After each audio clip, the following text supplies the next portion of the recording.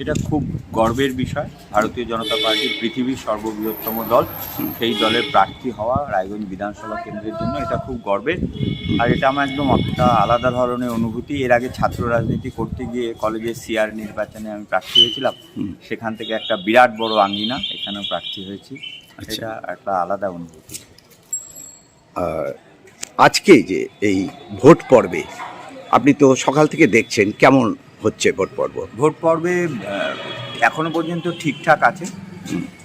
আমি নিজে 14 নম্বর ওয়ার্ডের বাসিন্দা, 127 নম্বর বুথের আমি ভোটার। কিছুক্ষণ আগে ওখানে ভোট কেন্দ্রে 10 মিটারের মধ্যে তৃণমূল প্রার্থীর প্রচার ব্যানার পোস্টার ছিল, সেগুলোকে আমরা সব খুলতে বলেছি, কিন্তু রাজ্য সরকারের সেক্টর অফিসারের ভালো সহযোগিতা ওখানে পায়নি, তিনি ওটা খোলেননি। উল্টে তিনি খবর দিয়ে ইয়েদের ডেকে নিয়ে এসছেন, তৃণমূল প্রার্থীরা ডেকে নিয়ে এসছেন।